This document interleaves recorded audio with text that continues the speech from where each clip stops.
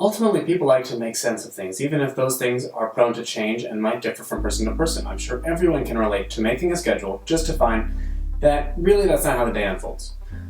Or consider how people only know what's cool because everyone else silently agrees on it. There are rules, but there aren't explicit ones. And if there were, like with creating an agenda, something will inevitably come along to confound that structure.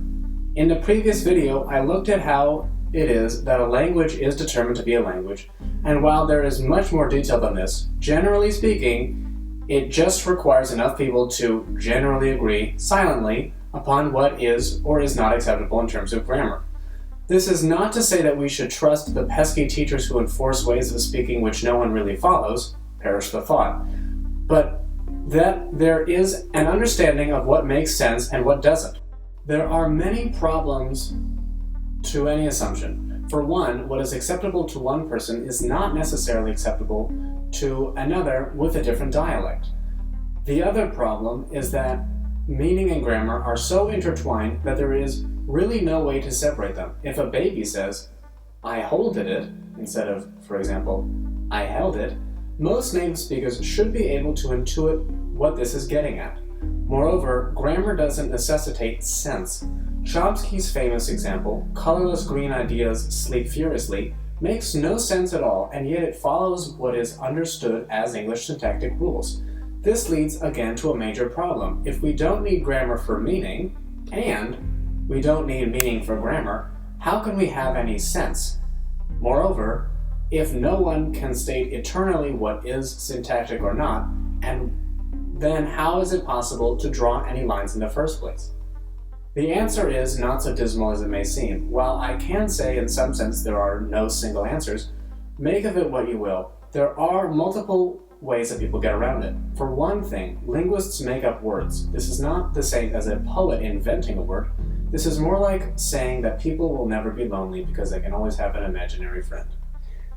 As an example, quite rudimentarily though, it is a commonly stated fact that a verb needs to have a subject, but a subject can only agree with one verb. This is often fine, but some sentences have 2 or 3 or 4 verbs and only one subject. Rather than changing the theory or making exceptions for it, in this case, infinitival verbs, linguists have introduced certain notions of words that are essentially invisible or otherwise undetectable subjects that hold all of the same properties of an actual subject, but isn't really there at all, in terms of the speech anyhow. In this regard, grammar is an incredibly philosophical question that ultimately tries to combine real descriptions of how people speak with an overall goal of devising a structure to explain why it is acceptable in the first place.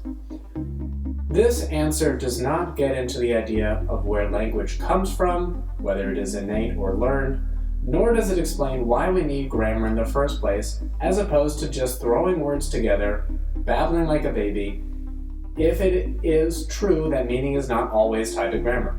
Of course, both of those issues are more complicated than that, but as with all of the definitions for words, sentences, dialects, language, and now grammar, the answer is murky and a little frustratingly vague.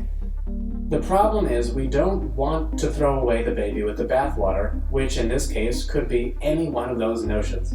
It makes the job of trying to make sense of them nearly impossible. But if we couldn't talk about language in terms of words, sentences, dialects, languages, or grammar, there wouldn't be much to say at all. If you found this interesting, make sure to subscribe as there will be related videos out soon. Otherwise, there's lots of linguistics to learn from, with over 1,600 posts on the blog. And as well, you can access the Patreon, where you get even more features for very little extra cost, and you'll help this channel to improve as you do it. Thanks for everyone who can share and subscribe this video. I hope you enjoyed, and I'll see you next time.